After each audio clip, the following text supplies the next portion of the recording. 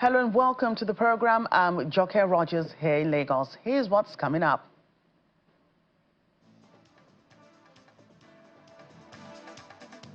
Russian President Vladimir Putin rejects Western security presence in Ukraine, warning that any deployed troops will be considered targets.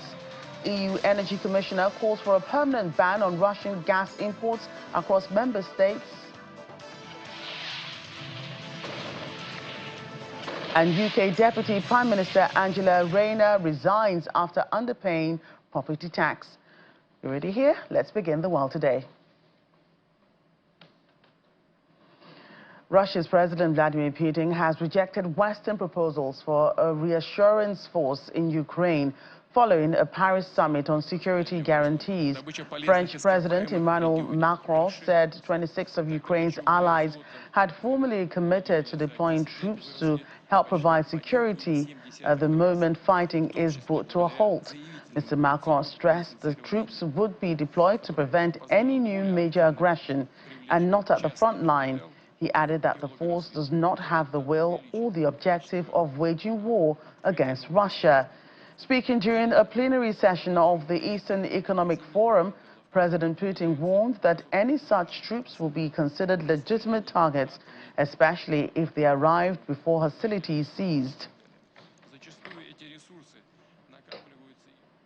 Well, the European Union Energy Commission says he wants a permanent ban on Russia's gas imports as soon as possible.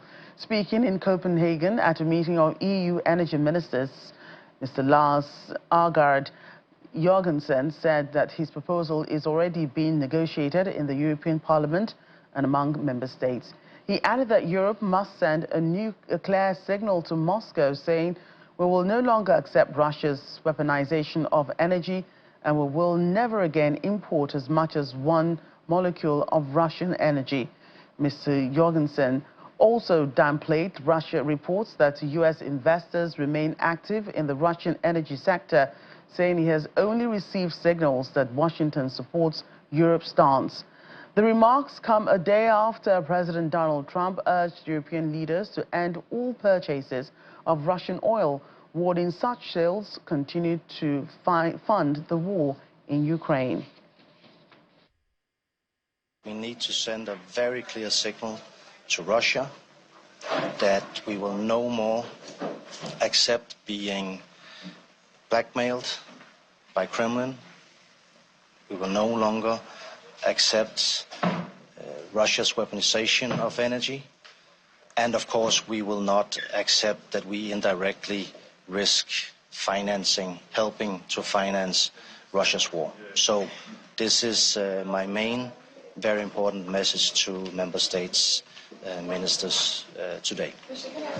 There are obviously been reports about US investors investing in Russian or assets linked to the Russian imports of gas into Europe. How concerned are you about that and the effect that might have on the plan for the repower phase out, such as the Nord Stream?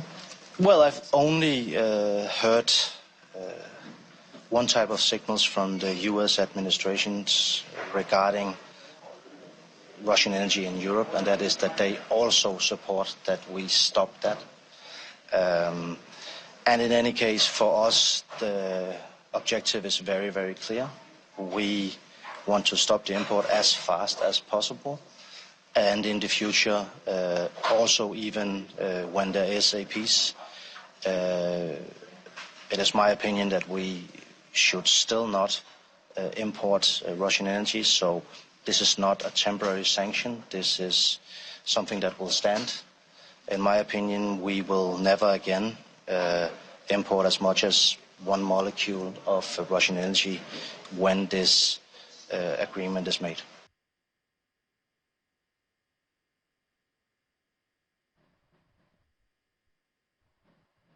In the meantime, Russia's permanent representative to the United Nations, Vasily Nebenzia, says Ukraine has become a pawn of the West.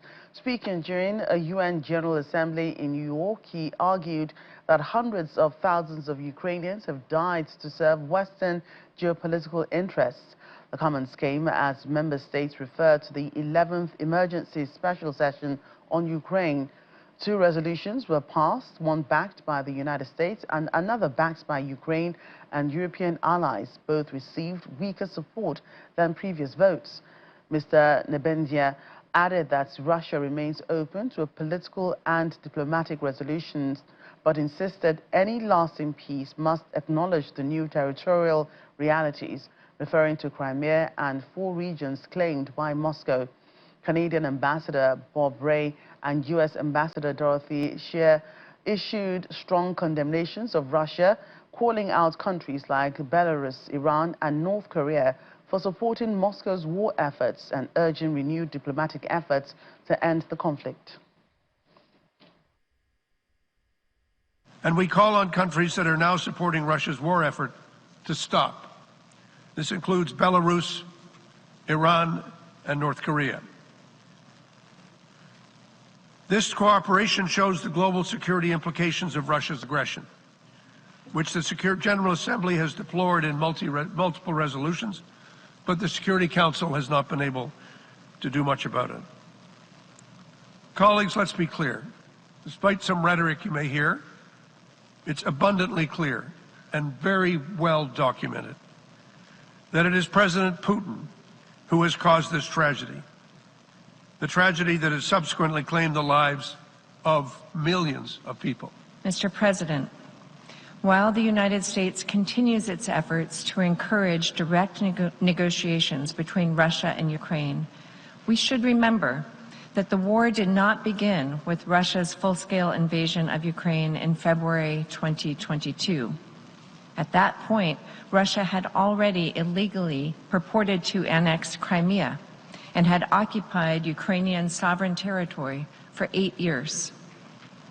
Colleagues, the United Nations was established to save succeeding generations from the scourge of war. We call on Russia to fulfill its obligations and both parties to negotiate in good faith and end the war in a durable manner through diplomacy.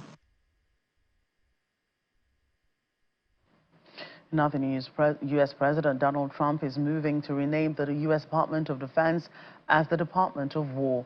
An executive order to be signed today will restore the name last used in the 1940s. The White House says the change is meant to project strength and resolve. Initially, Department of War will be used as a secondary title, while the administration pursues congressional approval to make it permanent. The rebrand is expected to cost billions of dollars to implement, covering uniforms, emblems, emails, and signage. Defense Secretary Pete Hegseth would be known under the new title, Secretary of War. See, when President Trump appointed me to be the Secretary of Defense, he said a couple things. The first was, Pete, you're going to have to be tough as shit. Really? He was right on that, for sure. But second, he said, you need to bring it back to warfighting. Back to warfighting. Back to the core of what the military does. Get the garbage out. And we do everything we can at the Pentagon to rise to that occasion daily. I think, and I'm biased, but I think is one of the greatest things any American could do. So to you, members of OCS Class 50125, today marks the end of a demanding 12 weeks. But you know, this is just the beginning. For many of you, not the beginning of a career, but the beginning of a new chapter. A new journey where you will lead the finest soldiers in the finest army the world has ever known. You have been forged, and now you will forge. Now, I'm not here to give you advice about how to live your life, except you can't go wrong when you fear God and fear no man, except maybe your first sergeant. When General Washington said, to be prepared for war is one of the most effective means of preserving peace. In fact, that was my first platoon motto. Those who long for peace must prepare for war. And that's why the warrior ethos is front and center of what we want to instill. No more DEI, no more quotas, no more low standards, no more trans madness, no more climate nonsense. merit-based, colorblind, gender neutral. Standards high and always getting higher. No compromise.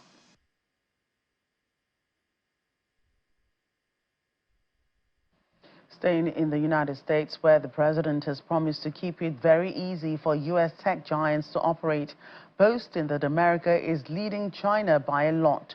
President Trump made the remarks at a dinner in Washington, D.C. with top tech executives, including Meta CEO Mark Zuckerberg. Mr. Zuckerberg said the industry expects to invest at least $600 billion in U.S. data centers and infrastructure by 2028. The meeting comes after China's display of high-tech weapons on her Victory Day earlier this week. Mr. Trump has threatened new tariffs on semiconductor imports to force production back to the U.S., while Beijing is expanding its own chip and artificial intelligence industries. They're leading a revolution in business and in genius, and in every other word I think you could imagine. There's never been anything like it. The most brilliant people are gathered around this table. This is definitely a high IQ group, and I'm very proud of them. I know all of them indirectly, and I know some of them very well, but I know everybody at the table indirectly through reading about you and studying, knowing a lot about your business, actually. We're making it very easy for you in terms of electric capacity and getting it for you, getting your permits. We're leading China by a lot, by a great amount. Well, thanks for hosting us. I mean, this is quite a group to get together, and I think all of the companies here are just making huge investments in the country in order to build out data centers and infrastructure to power the next wave of innovation. So it's we don't often get together as the CEOs of the different companies, but it's good to see everyone. How much are you spending, would you say, over the next few years? Oh, gosh. I mean, I think it's probably going to be something like, I don't know, at least $600 billion through 28 in the U.S. Yeah. It's a lot. No, it's significant. That's a lot. Thank you, Mark. It's great to have you. Thank you.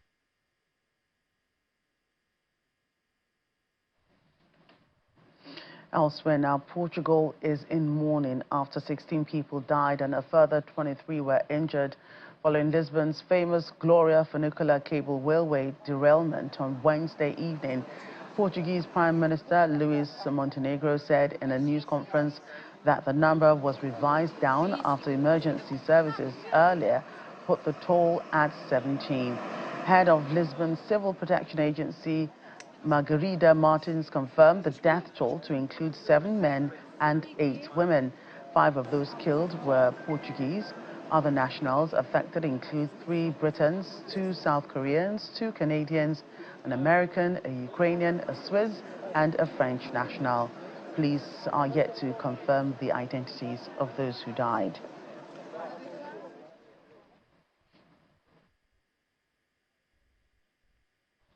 The United Kingdom's Deputy Prime Minister Angela Rayner has resigned over a tax controversy. Ms. Rayner admitted underpaying stamp duty on an £800,000 flat in Hove, East Sussex. An ethics report found that she breached the ministerial code and failed to heed legal warnings. Her resignation also covers her roles as Housing Secretary and Deputy Leader of the Labour Party. Prime Minister Keir Starmer says he is very sad to see her go, but expects her to remain a major figure in the party. A third earthquake has struck Afghanistan in less than a week as the death toll from earlier tremors continues to climb. The latest magnitude 5.6 quake hit the country's remote southeast on Thursday night. It was felt across Nangarhar and Kunar provinces, sending residents scrambling out of their shelters.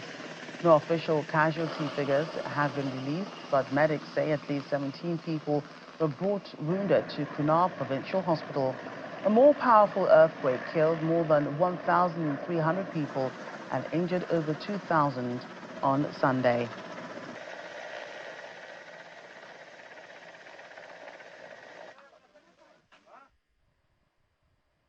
In other news, from Afghanistan. 47 nationals seeking protection from the Taliban regime arrived at an airport in Germany. The arrivals come despite pushback from the German government, which is seeking a tougher stance on immigration. Earlier this year, the government halted its resettlement program for refugees. For more on this, I'm joined by DW correspondent Marie Sina in Berlin. Marie, thanks for joining us on the program. The arrival of these Afghan nationals is part of a wider debate in Germany. Could you tell us more?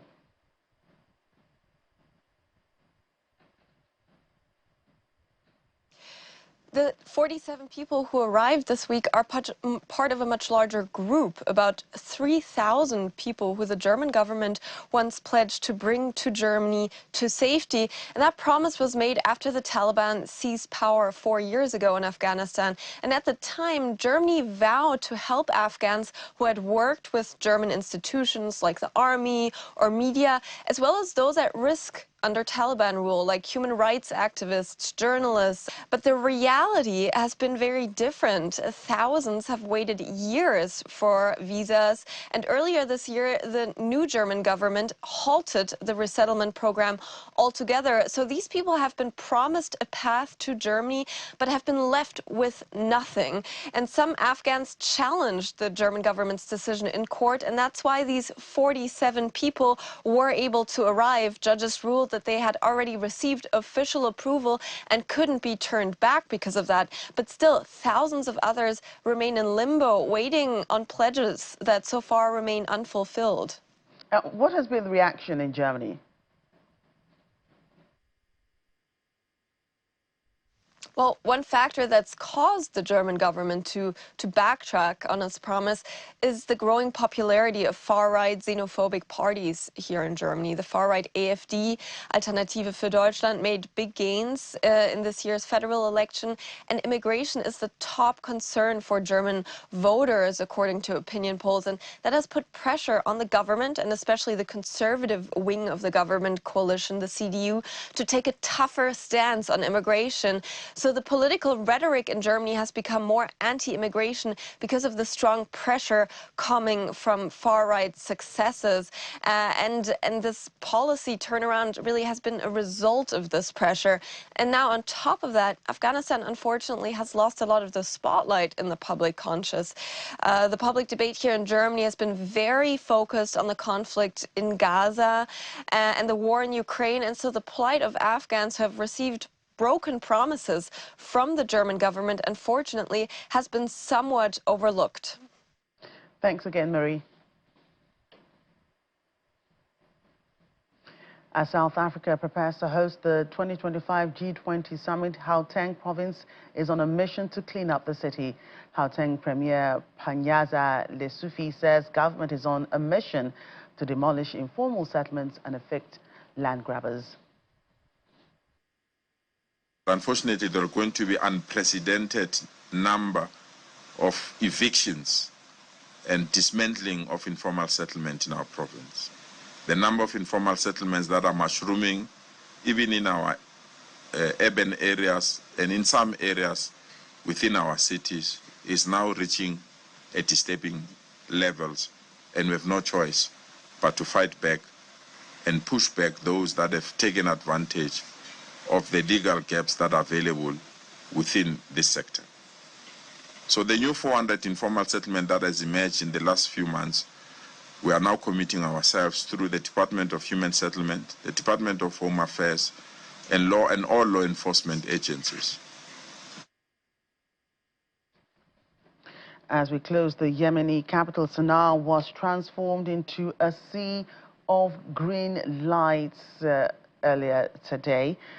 To celebrate the birth of Prophet Muhammad. Muslims worldwide mark the occasion each year on the 12th day of the Islamic month of Rabi al-Awwal. Sana'a celebrations are among the biggest in the region despite years of conflict in Yemen.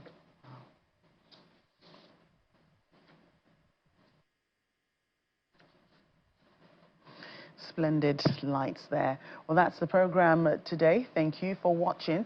I'm Jokia Rogers.